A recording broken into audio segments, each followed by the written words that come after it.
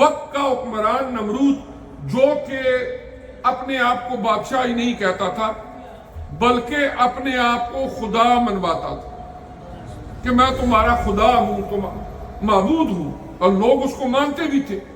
اس کے ساتھ آپ کا مکالمہ موجود ہے، جس وقت آپ نے اس کو اللہ کے وجود کی اور توحید کی دعوت دی، اس نے انکار کر دیا۔ اس نے پوچھا جس خدا کو تم مانتے ہو اے ابراہیم وہ کیا کرتا ہے؟ آپ نے فرمایا وہ موت اور زندگی دیتا ہے۔ اس نے جیل سے 2 قیدی منگوائے، ایک کو پنشمنٹ آف ڈیتھ ہو چکی تھی اور دوسرے کو نہیں۔ انہوں نے کہا یہ کام تو میں بھی کر سکتا ہوں، اس کو میں پھانسی چلا دیتا ہوں، دوسرے کو بچا لیتا ہوں، میں نے موت دے دی، موت زندگی تو میں بھی دے سکتا ہوں۔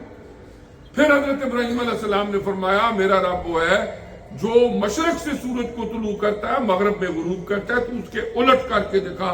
قرآن فرماتا ہے فَبُہِتَ الَّذِي كَفَرَ، یہ سن کے کافر کے ہوش اڑ گئے۔ اب اس کے بعد انہوں نے فیصلہ کیا کہ اب کوئی چارہ کار نہیں سوائے اس کے کہ ہم حضرت ابراہیم علیہ السلام کو یہاں سے آگ میں ڈال دیں۔ پھر انہوں نے ایک پلاننگ تیار کی، آگ تیار کی، چکھا تیار کیا، اس میں ڈالا۔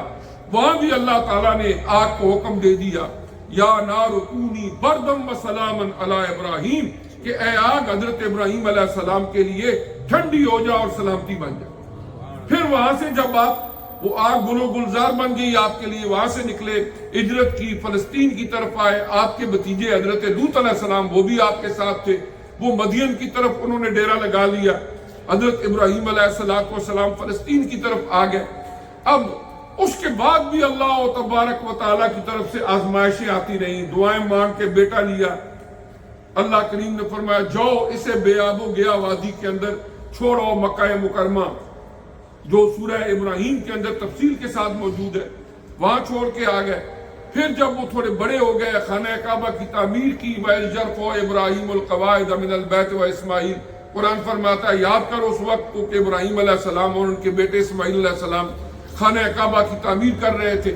پھر اس کے بعد اللہ تعالیٰ نے حضرت ابراہیم علیہ السلام نے خواب دکھایا، اور یاد رہے کہ جو اللہ تعالیٰ کے نبی ہوتے ہیں ان کا خواب بھی اللہ تبارک و تعالیٰ کی طرف سے وہی ہوتا ہے۔ عام انسان کا خواب سچا بھی ہو سکتا ہے، جھوٹا بھی ہو سکتا ہے، لیکن اللہ کے نبیوں کو جو خواب آتا ہے وہ بھی اللہ تعالیٰ کی طرف سے وہی ہوتا ہے۔ یہ جو ہم قربانی کرتے ہیں یہ سارا واقعہ خواب پہ بیس کرتا ہے۔ آپ نے خواب دیکھا، پھر اس کے بعد حضرت اسماعیل علیہ السلام کو جب آپ نے قربان کرنے کا ارادہ کیا، شیطان نے وسوسے ڈالنے کی کوشش کی، رکاوٹیں بننے کی کوشش کی، اس کے بعد اس کو کنکریاں ماری، اور اسی یاد میں اب بھی جو جاج جاتے ہیں وہ مینا کے اندر جمرات پر شیطانوں کو کنکریاں مارتے ہیں 10، 11، 12 اور 13 ذوالحج کو۔ تو یہ حضرت ابراہیم علیہ السلام نے بالآخر حضرت اسماعیل علیہ السلام کی قربانی کا ارادہ کر لیا کہ میں نے اللہ تعالیٰ کے حکم کی تعمیل کرنی ہے۔ جب انہوں نے یہ ارادہ کر لیا تو اللہ تبارک و تعالیٰ نے حضرت اسماعیل علیہ السلام کو بچا لیا، جنت سے ایک مینڈا بھیج دیا، وہ ذبح ہو گیا۔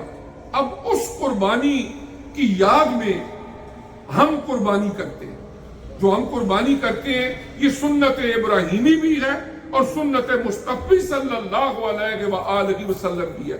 قرآن فرماتا ہے وَفَدَيْنَاهُ بِذِبْحٍ عَظِيمٍ، کہ ہم نے اس کے بدلے میں ایک بہت بڑا ذبح عظیم جو ہے وہ عطا فرما دیا، یعنی جنت سے ایک مینڈا بھیج دیا۔ اب قربانی ہر اس شخص کے اوپر واجب ہے جو صاحب استطاعت۔ اگر گھر کے افراد سارے کماتے ہیں، ہسبینڈ بھی، وائف بھی، بچے بھی بڑے ہیں، وہ خود کماتے ہیں، تو گھر سے ایک قربانی کافی نہیں ہوگی، ہر ایک صاحب استطاعت کو اپنی اپنی طرف سے وہ قربانی کرنی پڑے گی۔ اور سب اب آپ کو پتہ ہی ہے کہ جو اب گائے وغیرہ ہے اس میں 7 اسے ڈال سکتے ہیں، یا کوئی بکرا ہے، مینڈا ہے، وہ ایک کر سکتے ہیں۔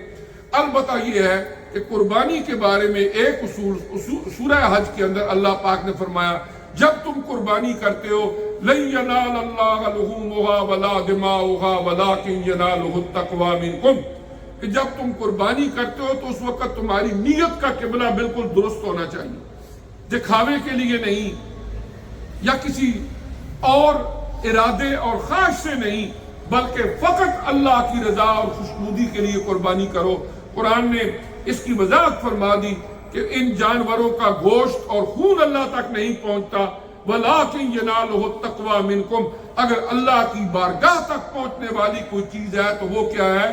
تقویٰ اور پرہیزگاری ہے۔